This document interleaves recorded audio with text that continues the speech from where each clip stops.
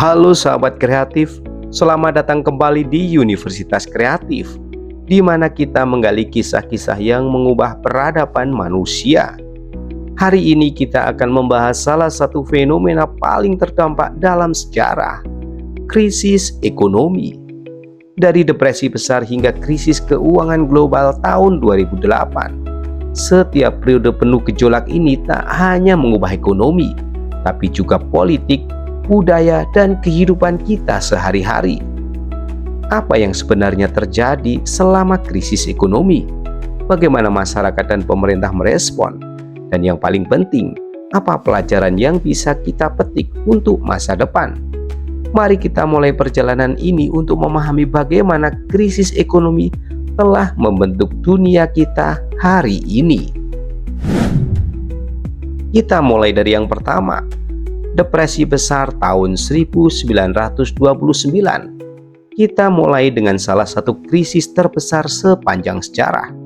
Depresi besar 1929 dimulai dengan kejatuhan pasar saham di Wall Street, Amerika Serikat pada Black Tuesday. Krisis ini melumpuhkan ekonomi global. Pengangguran melonjak hingga 25% di Amerika Serikat. Dan dampaknya dirasakan di seluruh dunia. Ini bukan hanya masalah keuangan, tetapi juga masalah sosial dengan jutaan orang kehilangan pekerjaan dan tempat tinggal. Depresi ini membawa perubahan besar dalam kebijakan ekonomi. Presiden Franklin D. Roosevelt memperkenalkan program New Deal yang memulai intervensi pemerintah dalam ekonomi modern. Selain itu, lembaga seperti IMF dan Bank Dunia lahir sebagai respon terhadap kebutuhan stabilitas ekonomi global. Yang kedua, krisis minyak 1973. Krisis minyak tahun 1973 adalah contoh bagaimana politik internasional bisa memicu bencana ekonomi. Krisis ini dimulai ketika negara-negara OPEC menghentikan pasokan minyak ke negara-negara barat sebagai protes atas dukungan mereka terhadap Israel. Harga minyak melonjak hingga 4 kali lipat dalam beberapa bulan, menciptakan stagflasi, kombinasi inflasi tinggi dan pertumbuhan ekonomi yang rendah. Dampak krisis minyak melampaui ekonomi. Negara-negara mulai mencari alternatif energi, mempercepat penelitian tentang energi terbarukan. Krisis ini juga mengubah dinamika geopolitik, menempatkan energi sebagai senjata diplomatik yang efektif. Yang ketiga, krisis ekonomi Asia 1997. Krisis ekonomi Asia 1997 dimulai di Thailand. Ketika mata uang baht anjlok, krisis ini segera menyebar ke negara-negara Asia lainnya, termasuk Indonesia, Korea Selatan, dan Malaysia. Bank-bank besar kolaps, investasi asing menghilang, dan jutaan orang jatuh ke dalam kemiskinan. Krisis ini mengungkap kelemahan dalam sistem keuangan yang sebelumnya dianggap kuat. Namun, krisis ini juga membawa pelajaran penting. Banyak negara di Asia mulai memperkuat regulasi perbankan mereka dan meningkatkan transparansi keuangan. Dalam jangka panjang, krisis ini mempersiapkan ekonomi Asia untuk menghadapi tantangan di masa depan dengan lebih tangguh. Kita masuk yang keempat, krisis keuangan global 2008. Krisis keuangan global tahun 2008 dimulai dari runtuhnya pasar perumahan di Amerika Serikat, di mana bank memberikan pinjaman hipotek beresiko tinggi. Ketika gelembung properti pecah, bank-bank besar seperti Lehman Brothers bangkrut, menciptakan efek domino yang menghancurkan ekonomi global. Triliunan dolar hilang dan jutaan orang kehilangan rumah dan pekerjaan.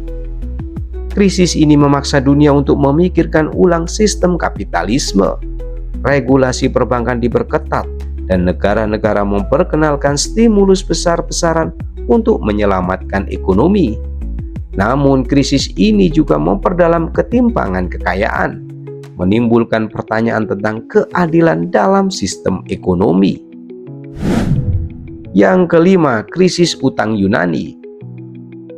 Pada tahun 2010, Yunani menghadapi krisis utang besar akibat pengelolaan keuangan yang buruk dan pengeluaran negara yang berlebihan.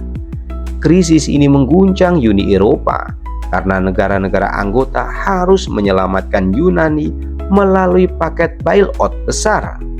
Namun langkah-langkah penghematan yang diterapkan juga memicu protes besar-besaran di seluruh negeri.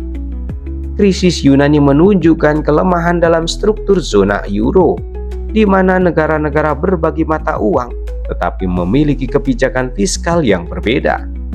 Meski akhirnya Yunani mulai pulih, krisis ini memicu perdebatan tentang masa depan Uni Eropa dan stabilitas ekonomi regional. Kita masuk yang keenam, krisis COVID-19. Pandemi COVID-19 adalah krisis ekonomi yang belum pernah terjadi sebelumnya. Lockdown global menghentikan aktivitas ekonomi, menyebabkan jutaan orang kehilangan pekerjaan. Bisnis kecil dan besar bangkrut, sementara sektor kesehatan menghadapi tekanan luar biasa. Pemerintah di seluruh dunia harus mengeluarkan triliunan dolar dalam stimulus untuk menopang ekonomi. Pandemi juga mempercepat digitalisasi ekonomi. Banyak perusahaan beralih ke model kerja jarak jauh, sementara e-commerce dan teknologi kesehatan berkembang pesat. Krisis ini menjadi pengingat bahwa ekonomi global sangat rentan terhadap kejadian tak terduga, tetapi juga memiliki kapasitas luar biasa untuk beradaptasi.